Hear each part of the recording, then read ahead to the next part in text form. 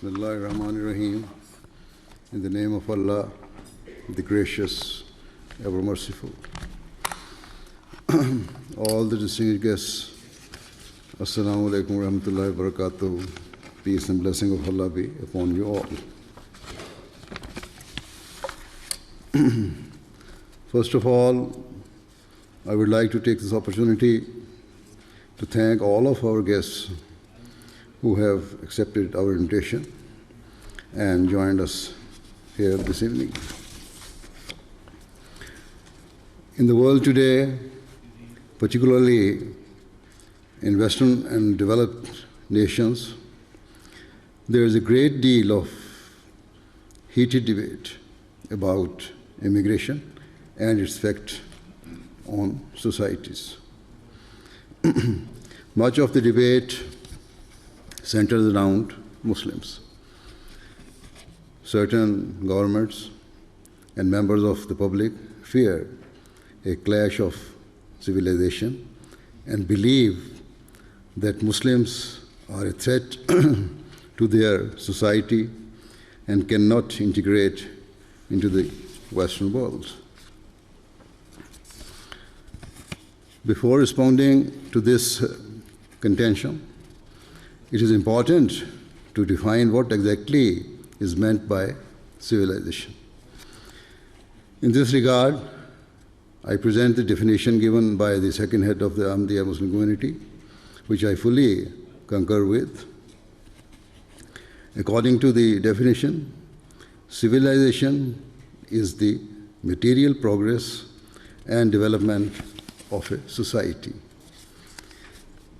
Factors that indicate the strength of a civilization include its economic progress, the level of technological innovation, the advancement of the means of travel and communication, and the intellectual progress of the society. Furthermore, the efforts of a nation to foster peace and stability, whether by virtue of the law enforcement and military proficiency or by other means of, is also a measure of its civilization. Separate and distinct from civilization is a nation's culture. Culture is a manifestation of the views of a people, their attitudes towards social issues and their practices, and instead of being based on material progress, culture is rooted in morality and the religious values and traditions of a nation. Thus, civilization is the material, technological, and intellectual development of a society, whereas its culture is based on the religious, moral, and philosophical makeup of that society. The difference between civilization and culture can be easily understood if we look back to the early period of Christianity.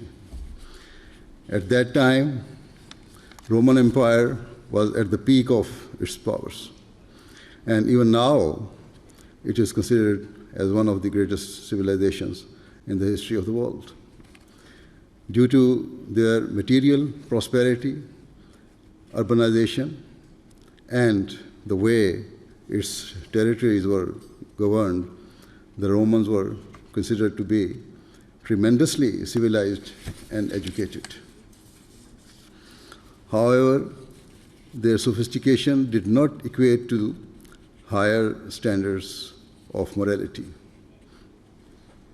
Rather, it was during the early period of Christianity that their people were infused with a progressive culture.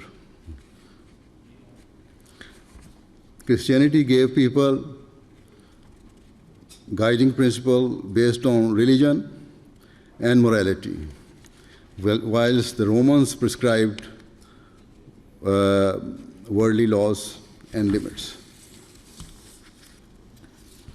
Hence, the progress and advancement of the Romans reflected their great civilization, whereas Christianity gave the people a laudable culture. Over time, Christianity became the predominant religion of the Roman Empire. And so the culture it established was adopted by a great civilization. Allied together, their supreme influence laid the foundation for the values and traditions that remain today in the West, in the West, despite the fact that people in the West are now moving away from religion. Regarding the debate about immigration in recent decades, the demographics of several Western countries has altered. Immigrants have arrived from many countries, but it has been the influence, the influx of Muslims that has caused most concern and alarm. Many indigenous people fear that mass immigration from Muslim countries threatens their civilization, culture, and values, which have existed for many centuries. As I have explained, we consider civilization to be the material progress and advancement of society. And rather than disapprove, oppose, or deny the growth and development in the West, developing nations seek to emulate it. As a result, rather than Western civilization being cast aside, we are seeing the opposite. Due to the modern means of travel and communication, the world has become a global village. The advent of television, the mass media, and particularly the internet have meant that nothing now remains hidden in the world, and so people who live in economically deprived countries can see how those in affluent nations live. They are being influenced by Western civilization and desire to attain similar levels of material advancement and innovation. Thus, the assertion that Western or European civilization is threatened by the presence of Muslims does not hold water. Rather, Western civilization is influencing other parts of the world, and this includes the Muslim world.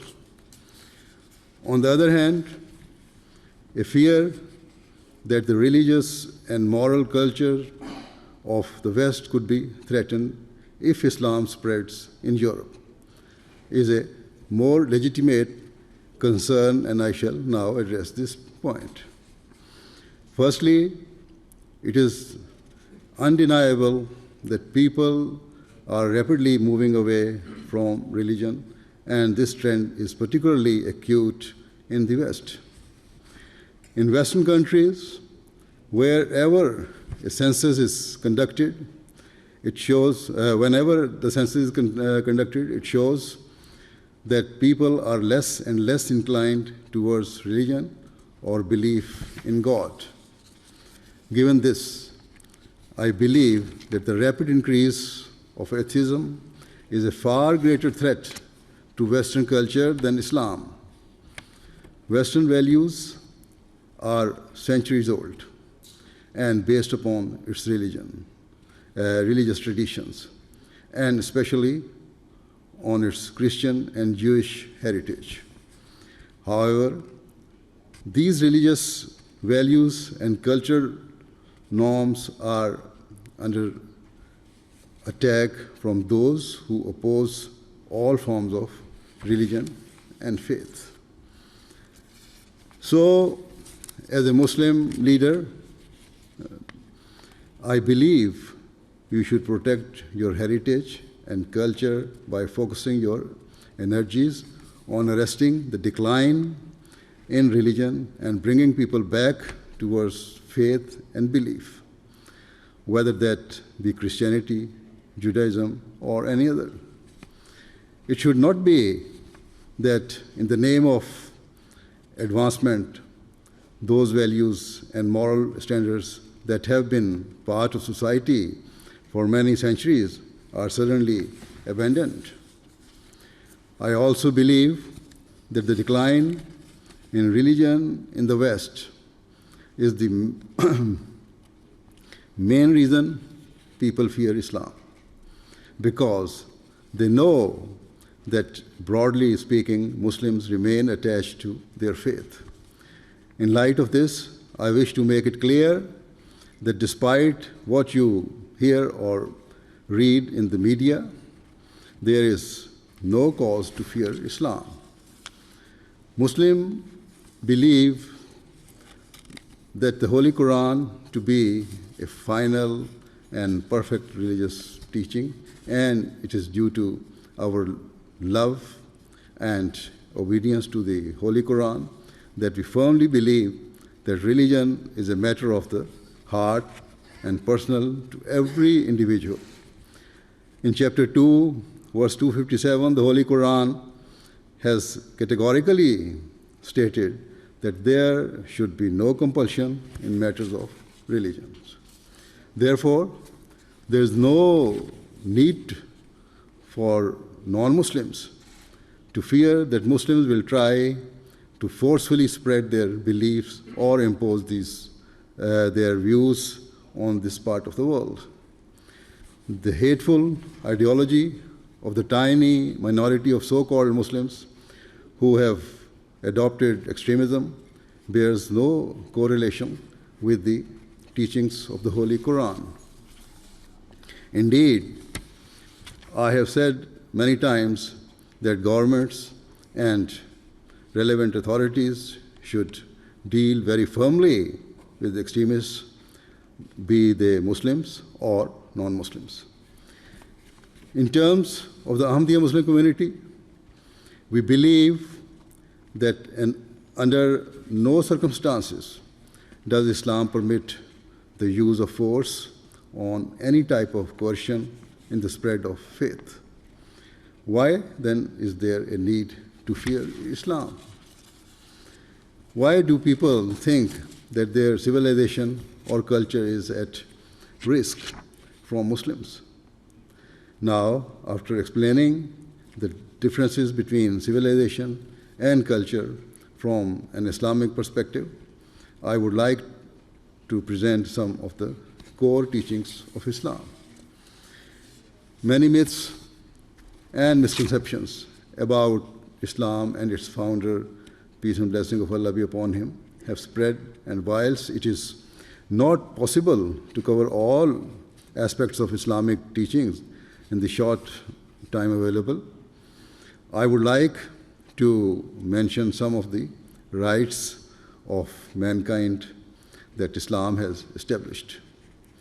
A very significant verse of the Holy Quran in terms of human rights is chapter 4, verse 37, which states, "And worship Allah and associate not with Him, and show kindness to parents and to kindred and orphans and the needy, and to the neighbor who is a kinsman, and the neighbor who is a stranger, and the companion by your side, and the wayfarer, and those whom your right hands possess." In this verse, where Allah the Almighty instructs Muslims to worship Him, He also instructs them to treat their parents with love and affection. How can this teaching requiring Muslims to love and honor their parents clash with any religion or nation? The verse also requires Muslims to treat their relatives and loved ones with kindness and consideration. It requires them to support and comfort the most vulnerable and underprivileged members of society, such as orphans. In this regard, we believe that one of the key ways to help the poor is through education. If younger members of society who are from broken homes or who are stricken by poverty are educated, it will enable them to break free from the shackles of destitution. Opportunities will open up to them, and so, free from frustration and resentment, such youths will grow to be productive members of society, rather than being lured towards a life of crime or gang culture. This is why the Ahmadiyya Muslim community lays great emphasis on education, and within our limited resources, we have built schools in various African countries and fund scholarships for students who cannot afford higher education. We also believe that rich countries should help the weaker nations of the world build solid foundations.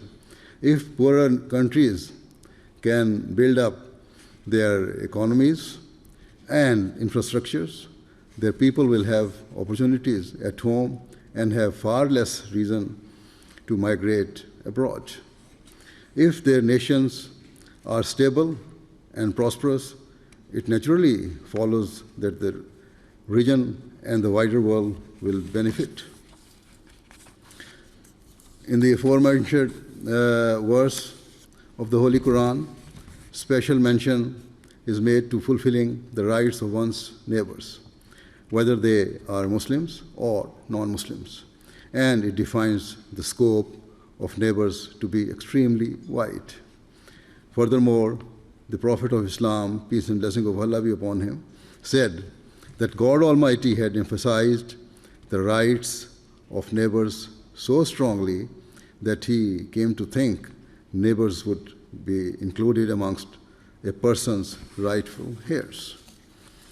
The founder of Islam, peace and blessing of Allah be upon him, also taught that a person who is not grateful to the fellow human beings cannot be grateful to Allah the Almighty.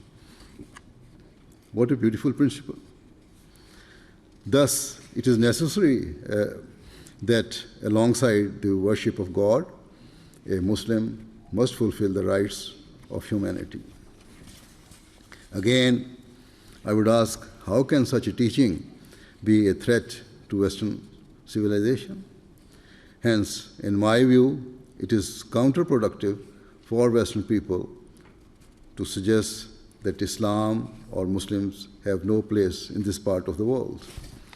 If Muslims come here seeking to integrate, to fulfill the rights of neighbors, and striving for the peace and betterment of society, then surely this is something to praise rather than to condemn or castigate. That is what have been mentioned by some of the speakers in their speeches about Jamaat Ahmadiyya Muslim community. Moving on, some people argue or believe that Muslims are instructed to perform jihad, and so they fear they will come to the West and wage a violent war, seeking to enforce an Islamic civilization and culture and shatter the peace of society. This is based on a clear misunderstanding of what jihad is and why religious wars were fought in the early period of Islam. Islam is not a bloodthirsty or violent religion. Once a companion of the Holy Prophet Muhammad, peace and blessing of Allah be upon him, asked him to join the Muslim army so he could take part in jihad. The Prophet of Islam, peace and blessing of Allah be upon him, rejected his plea and said that because his parents were in a fragile state, he should remain at home and care for them, and that consider that to be his jihad. If the objective of jihad was conquest, bloodshed, and warfare, the Prophet of Islam, peace and blessing of Allah be upon him, would surely have taken up his offer and sought to bolster the Muslim army. I should clarify that whilst it is true that Muslim armies fought in some religious wars during the early period of Islam, this purpose was never to overpower, oppress, or compel people to accept Islam. Those wars were fought to protect the institution of religion and uphold principle of freedom of belief. In chapter 22, verse 40-41, the Holy Quran very clearly states that if the aggressors were not stopped, all churches, synagogues, temples, mosques, and other places of worship would be under grave threat, as the underlying intention of the disbelievers of Makkah was to destroy all traces of religion from the face of the earth. This proves that Islam protects all the religions. Then, with regard to bringing up our children, chapter 6, verse 152 of the Holy Quran states that Muslims must not slay their children. This commandment instructs Muslims to nourish their children with love and affection, to morally guide them and to educate them so that they grow to become highly competent and moral individuals who are assets to their community and nation.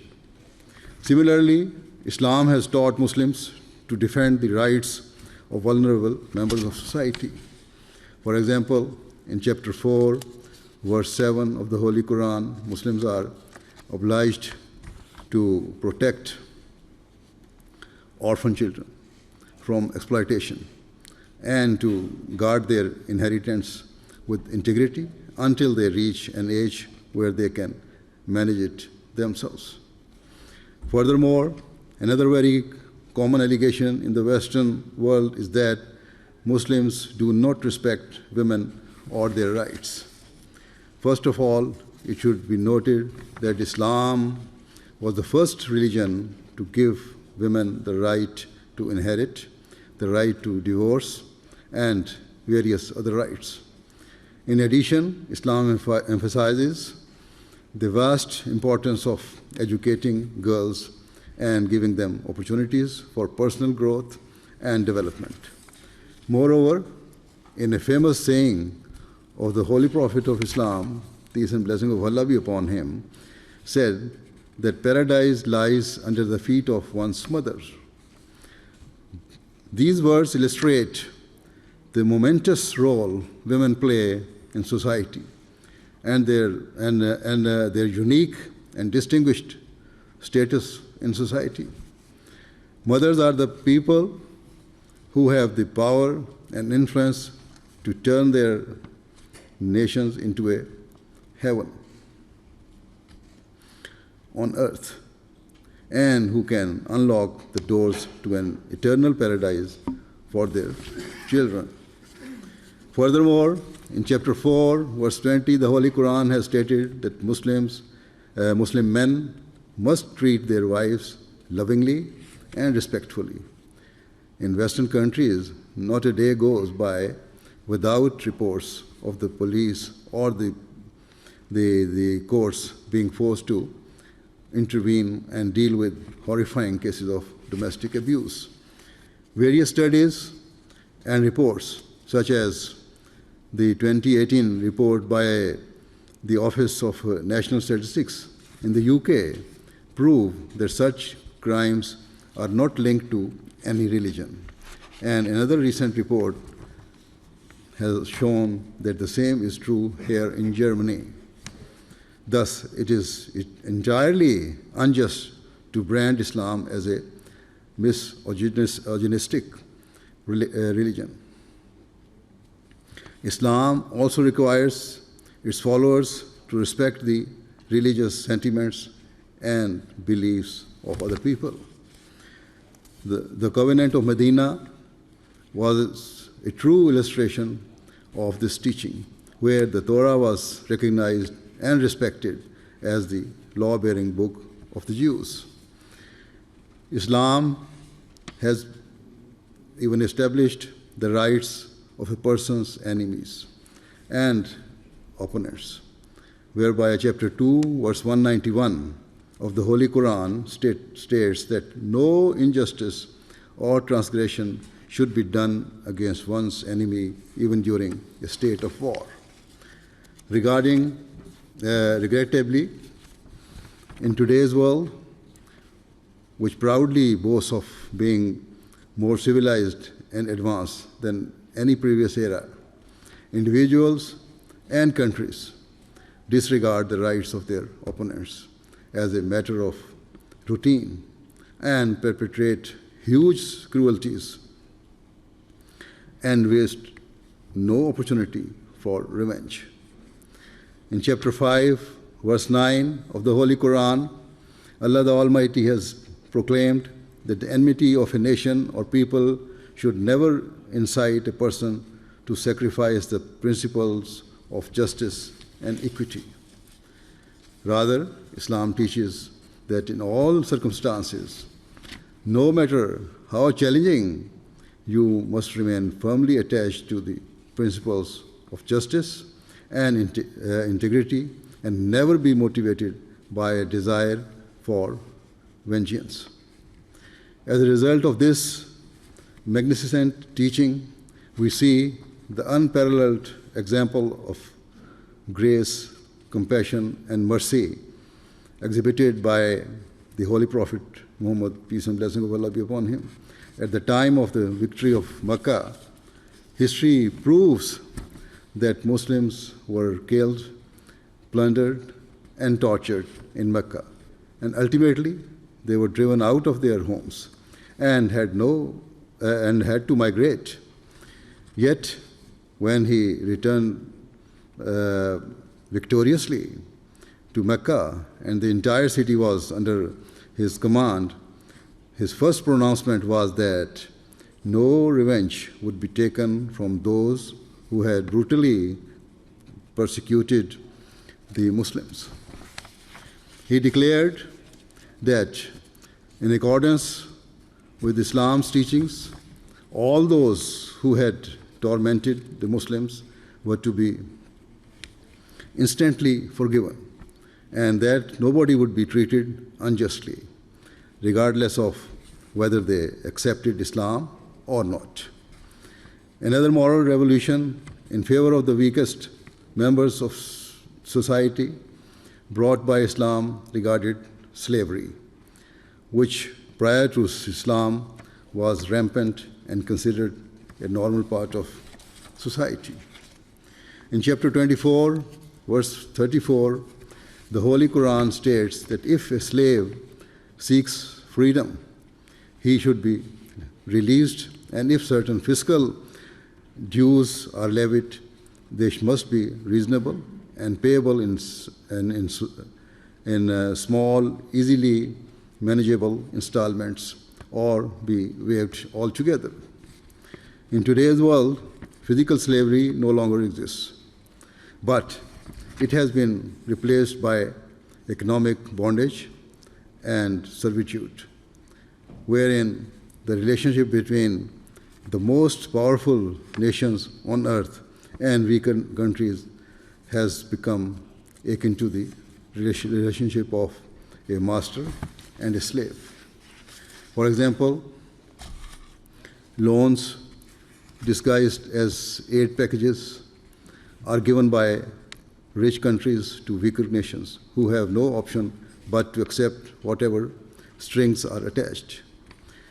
Invariably, The crippling levels of interest mean that the short-term loans lead to long-term misery and liability.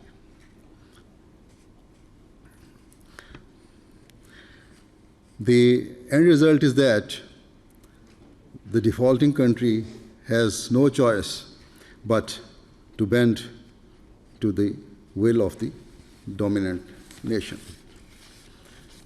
Such slavery is utterly immoral. From the outset, Islam also established the rights of non-Muslims and conscript Muslims to show restraint for the sake of the peace and unity of society. For example, chapter 6, verse 109, the Holy Quran declares that Muslims should not even speak against the idols of non-religious people because it could provoke them to speak against Allah the Almighty. In the short time available, I have mentioned only a few points that illustrate the right of humanity that have been established by Islam. I hope what I have said will have reassured you that Islam is not a threat to Western civilization or its culture. If there are any Muslims who usurp the rights of non-Muslims, it is only because they reject Islam's teachings or are wholly ignorant of them. In conclusion, it is clear we are living in a world that is on tenterhook, and I fear the precarious situation we are facing could escalate at any time.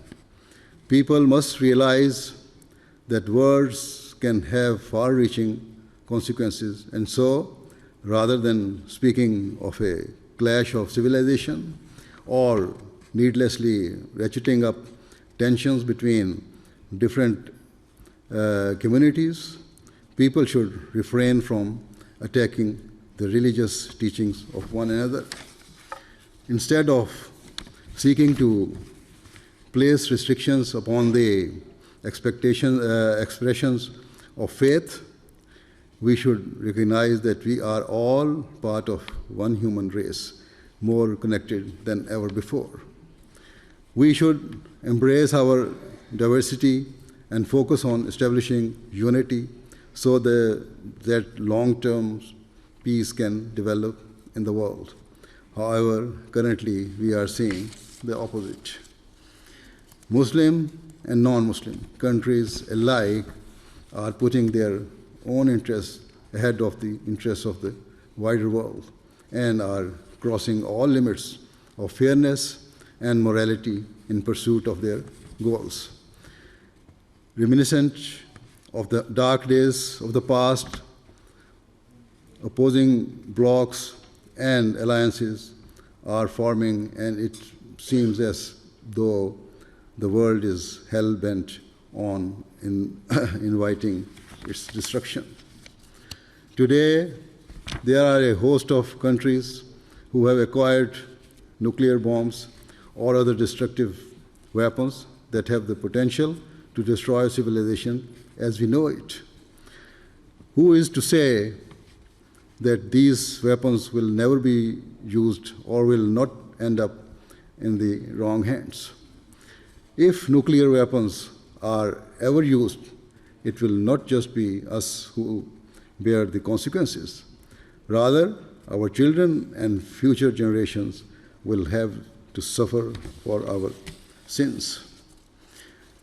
Generations of children will be born with intellectual and physical disabilities and have their hopes and dreams shattered through no fault of their own.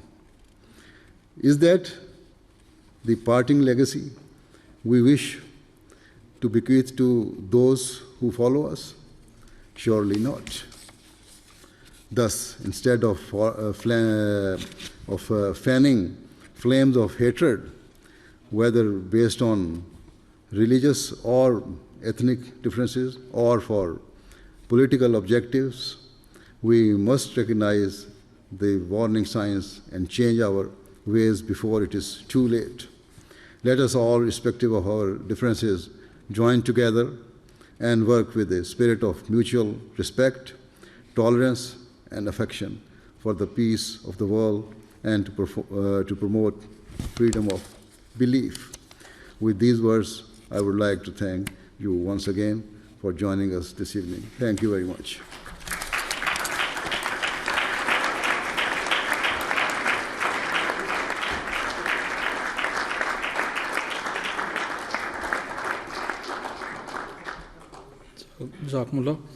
Meine Damen und Herren, zum Abschluss dieser Veranstaltung wird seine Heiligkeit jetzt traditionsgemäß ein stilles Gebet leiten. Sie können daran gerne auf die von Ihnen gewünschte Art teilnehmen. Anschließend sind Sie alle zum Abendessen herzlich eingeladen. Dua.